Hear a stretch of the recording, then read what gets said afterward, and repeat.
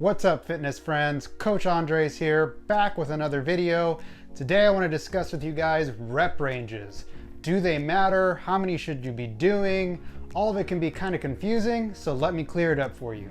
Before we get started, do me a favor, click that subscribe button below. Make sure you're giving me a follow on Instagram so that way you're the first to know when I put out these new videos. So you may have heard that there are specific rep ranges that correspond to whatever outcome you're trying to get out of your training. For example, high reps are better for hypertrophy, low reps are better for strength. And quite often, these rep ranges seem to be set in stone, whereby if you fall outside of these specific rep ranges, you're not going to get the gains that you're looking for. Is all of this really true? Do you have to be so rigid with your rep ranges? Well, yes, rep ranges do matter, but the lines in the sand that are drawn really aren't as clear cut as people make them out to be. And so let's talk about it a little bit more in depth so we can figure out how we can adapt them for our training to get the most out of it. When it comes to building strength, conventional wisdom says that you need heavier weights and fewer reps in order to build the most strength possible. Looking at the science, this actually does check out. The research does show that lifting heavier weights for fewer reps is superior to lifting, say, moderate or lighter weights for more reps when it comes to building maximal strength. In my mind, this comes down to the neuromuscular component that greatly contributes to how much strength we can exhibit. To put it plainly, lifting heavy weights is a skill that our nervous system needs to practice in order to become more efficient at it. So by lifting heavy weights in training and doing fewer reps, we're actually increasing our efficiency of the neuromuscular system to lift heavy weights, and therefore our maximal strength increases a lot more.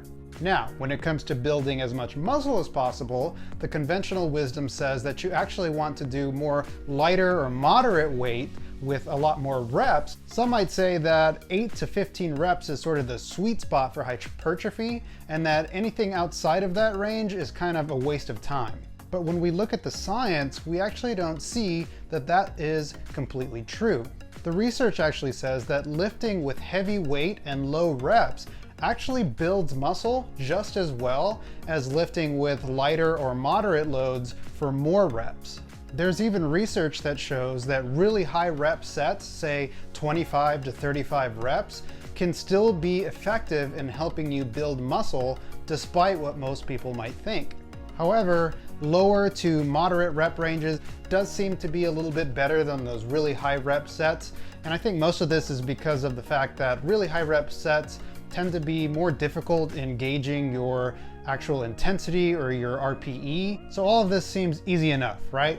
If you want to get as strong as possible, then you need to be lifting exclusively in the 1 to 5 rep range. And if you want to build as much muscle as possible, it's best to stay in that low to moderate rep range, say 1 to 15 reps, but not so fast. Staying in the same rep range over and over again may not be the best way to go. Even though lower reps with higher weight may be the most beneficial for gaining strength, higher reps can still be helpful. Studies have shown that a high-low method such as daily undulating periodization tends to build more strength compared to doing the same rep range over and over again.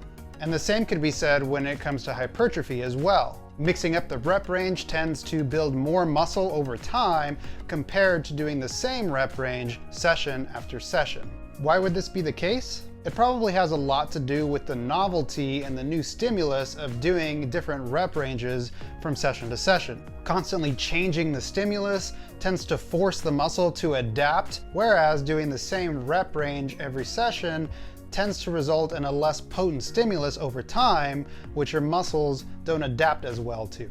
I found this to be really beneficial for myself and a lot of my clients, and it's something that I build into my pre-made training programs. If you're looking for coaching or a really good training program to follow, make sure you click the links in the description below. So, rep ranges do matter if your goal is to get bigger, stronger, and faster. However, the extent to which they matter to you is going to depend a lot on the goals that you have in your training. If you're trying to get as strong as possible, then you're going to want to do the majority of your training in the lower rep range, say 1 to 5 reps. And if you're trying to grow as much muscle as possible, then the lower and higher rep ranges tend to be equally beneficial.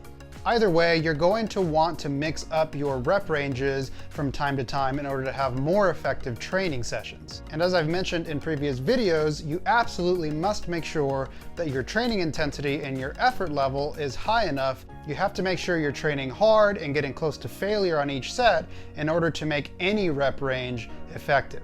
And that's it for today, friends. Thanks so much for watching. I hope you enjoyed this video. Make sure you're hitting that subscribe button and follow me on Instagram. I hope you guys are having a wonderful day, and I'll see you guys next time.